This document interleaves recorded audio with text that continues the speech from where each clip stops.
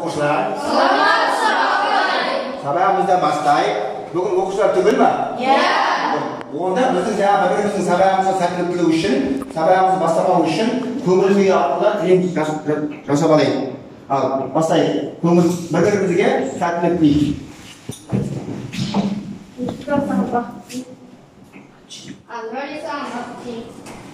Бейзат бүгін сағыңыз. Biraz sağ bak тілейік. Бәрін мен саған амандық тілеймін. Сәл денсаулық тілеймін. Ерасыл саған шаттық тілеймін. Ерғанат саған сыпайылық тілеймін. Досымжан мен саған зор денсаулық тілеймін. Ерасыл мен саған жақсылық тілеймін. Мансұр мен саған зор денсаулық тілеймін. Кепал мен саған сақтық тілеймін. Ағай, мен сізге осы сабақта жақсы өтіп жүрсін, сізге сәттілік тілеймін. Рахмет. Көңіл күйіңіз жақсы ғой? Онда сабағымызды бастайық. Сабағымызды бастамас бұрын оқушылар үш топқа бөлінейік. Қазір сіздерге алдарыңызға суретті беремін. Сол арқылы үш топқа бөліне қояйық. Келе қойыңдар. Әрбір қағазда суретті соны ала қойыңыздар да отыра қойыңыздар. Отыра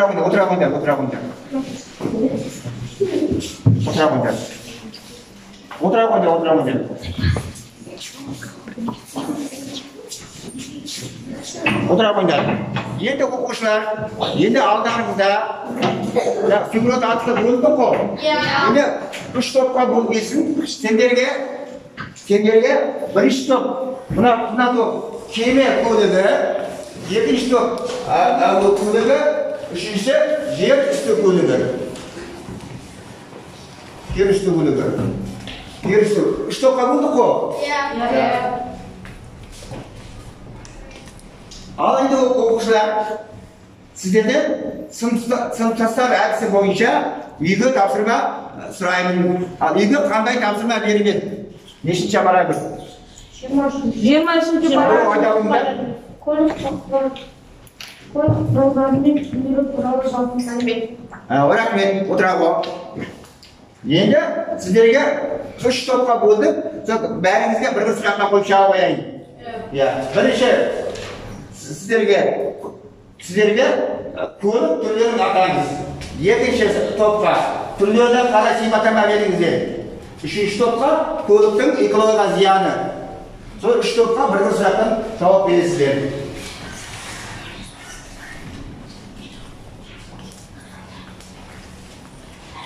Kөліктің түрлерін атаңыз. Айта ғой. Mercedes, BMW, Porsche, Audi. Өзің жаңағы бердің, өзің айта ғой. Тағы не айтасың? Қазіргі заманға байланысты жаңағы көлік түрлерінің аттары өзгеріп отыр да? Тағы айта ғой.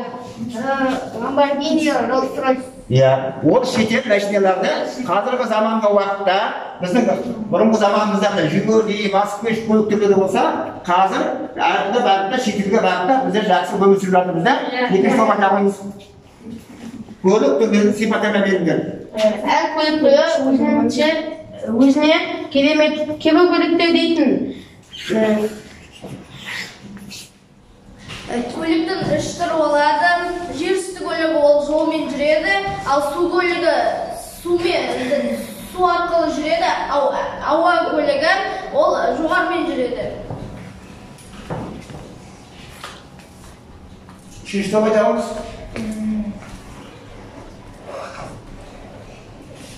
Осы көліктердің зияны, яғни ұшақтың зияны ол көп ресурстар қажет етеді, ал автокөліктің зияны ол өзінің түтінімен ауаның экономикалық жағдайын ластайды, яғни ауаны ластайды.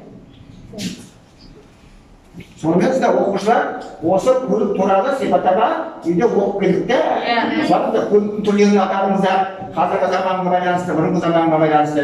Енді әрбір көліктің сипаттама беріңіздер. Енді көліктерінде адам өміріне зияны бар екенде, сіздер қабатыр айтты, жаңағы көліктердің біздің ауаға зиян келтіреді, біздің денсаулығымызға зиян келтіреді. Сондықтан да жаңағы қазіргі заманда машинаның жаңағы зияны да бар екен. Енді оқушылар, бүгінгі жаңа сабағымызға көшейік. Наурыздың 3-і көлік құралы үлгісін дайындау, нобай, материалдарды іріктеу, таңдау. Тақырып жазамыңыздар. Ана тақырыптар бәрі жазып отыр. Параграф 24-68 бетті ашамыңыздар.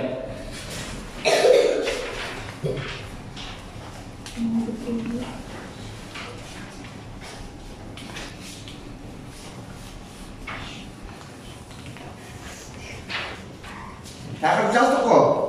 Енді жаңағы параграф 24-ті біздің бүгінгі сабағымыздың мақсаты шығармашылық идеяларды іске асыру мақсатында ақпарат көздерін өз бетінше таңдап қолдану. Соның ішінде ақпараттық коммуникативтік технологияны қолдану. Оны білесіздер, ақпараттық дегенде. Бүгінгі сабағымыздың ұраны шеберлікке шеберлік. Мала жаңа қарайсыңдар.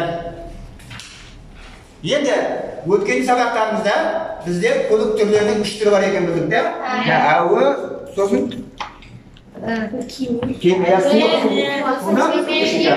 үш бағыт бар. Енді моделизм не екен? Моделизм уақытта тоқталып кете қояйын. Көлік құралдарын құрастыру, дайындау, сынау, және дайын өнімдерін дайындау, бір құрастыру арқылы. Енді моделизмнің түрлі үлгілері көп, жобаны алуға болады. Қозғалтқыш түрлері болады, қозғалмайтын жұмыс істемейтін түрлері болады. Моделизм көлік түріне байланысты авиамоделизм, автомоделизм, кеме моделизм болып 3 топқа бөлінеді. Біздер өткен сабақта көлік 3 топқа бөлдік қой. Енді моделизм авиамоделизм, автомоделизм, және кеме моделизм 3 топқа бөлінеді екен. Енді алдымызда мысалы ұшақтың планет моделінің құрылысы. Мысалы планет аспанда қанаттарына жанасып өтетін ауа ағымына қалыптастыратын көтергіш арқылы қалыптайды моторсыз ұшу аппараты. Моторсыз ұшатын аппарат. Планердің моделі өте қарапайым. Ол қанат, құйрық элементтерінен бір-бірінен қосылысы арқылы тұрады. Осы жаңағы біздің қолымыздан келетін жаңағы модельдің құрылысы. Енді жаңа айттық, сабақтарымызда әртүрлі материалдардан модельдердің транспорт модельдерін жасауға болады екен. Мысалы, темірден, ағаштан, панельден, біздің кардоннан, молодец, райсындан түрлері. Енді оқушылар сіздерге осы 3 топқа бөлдік қой. 3 топқа бөлгендіктен сіздерге тапсырма бере қояйын. Бірінші нүктелік әдісі, аутизм әдісі, көліктерді бірге ойнамыз әдісі 3 топқа. Сұрақтарыңызды алдарыңызда тұр. Астарында ескілікті жазылып тұр. Қазіргі заманға байланысты ақпарат софтверлерді қолдана қоюға болады. Ашық.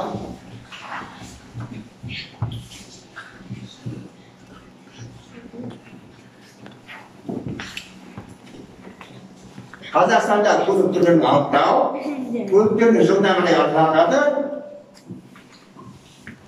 Және қаламдардың өмірімізде жаңағы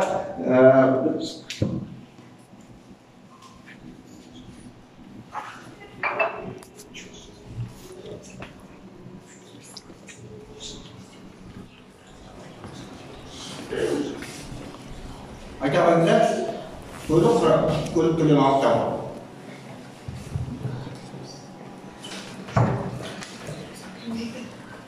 Көлік Қазақстанда көлік түрлерін анықтау. Қандай көлік түріндері бар?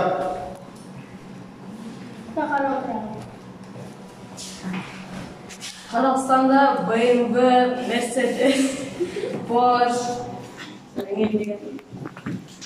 Жигуль,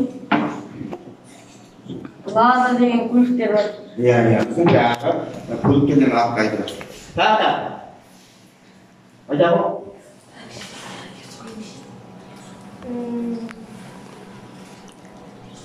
Екінші топ айтамыз. Көліктерді жылына қарай қылып жатыр. Айтамыз. Мерстің жылы 1926, BMW-ның жылы 1916, Toyota'ның шыққан жылы 1937. Молодец. Мына жақсы екінші топ жақсы топқа жауап беріп отырсыздар. Келесі топ айтамыз. Көліктерді. Үшінші топ айтамыз. Көліктерді. Иә. Көліктерді ма?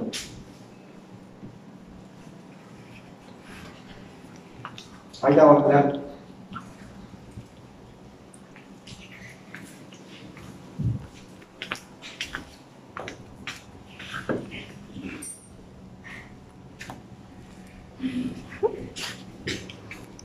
Көп түрде айтамыз ғой.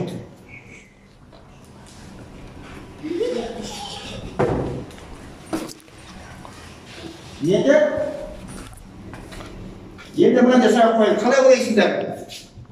Қалай ойлайсыңдар? Мысалы, Астана қаласына бару үшін өздеріңіз қандай көлікті таңдар едіңіз?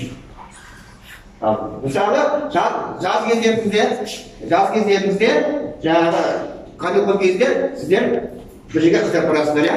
Сол жақында Астанаға бару үшін қандай көлікпен баруға лайықсыздар өздеріңіз? Сіз айтамыз, сіз топ жаңағы айтамыз. Мысалы, сіз Астанаға бару үшін қандай көлікті білесіз? Айтамыз. Пойыз. Мысалы, сіздер пойызбен бара отырсыз. Сен айтамыз. Мысалы, егерде қалаған жеріңізге тез жету үшін әуе көлігімен тез баруға болады. Сөйтіп өзің жаңағы ойың жаңағы мен бару үшін. Сіз айтамыз топтар? Негізі Астанаға бару үшін тез бару десе, онда самолетпен ұшып баруға болады. Ал егер көлік болса, көлікпен жүріп баруға болады. Мысалы, өзің сен барып көрдің бе? Жоқ. Иә, барып көрсің, мысалы. Айтамын. Мысалы, Астана қаласына тез жету үшін әуе көлігімен асықпай жету үшін машинамен баруға болады. Примерно деп айтсам, 1-2 күнде жету үшін пойызбен баруға болады. Сіздің тұрып айтамыз.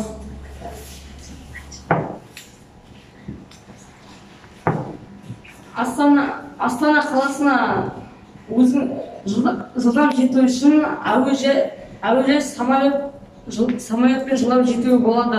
Ал 3-4 күн жүру үшін пойызбен жүруге болады.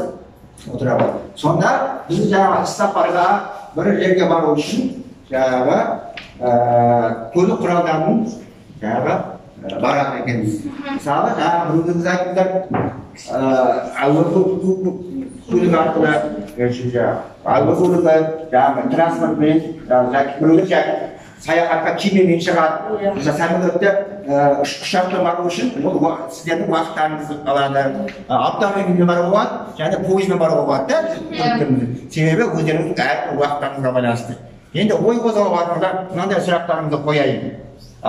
Бірінші сұрақ: көлік құралының моделін құрастыру кезеңдерін атаңдар. Көлік құралының моделін құрастыру кезеңдерін атаңдар. Екінші сұрақ: модель құрастыру барысында қандай материалдар мен құрал-жабдықтар қолданады?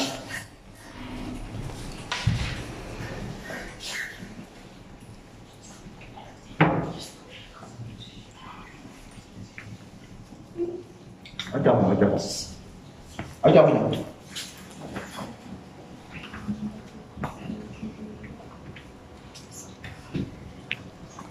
Модельдерін атап айтайық. Планердан бастап айтайық, планер деп. Біз бірінші модель жасау үшін картоннан пішін жасап аламыз. Содан кейін шынға ұқсатып жасаймыз. Иә, түсінді. Екінші сұраққа: модель құрастыру барысында қандай материалдар құралдарды қолданады? Картоннан, және де қағаздан, сосын темірден жасауға болады. Иә, ағаштан, мысалы, модельдер жасауға болады. пластиктен. Енді құрамандық жұмысқа көше қояйық. Енді жаңағы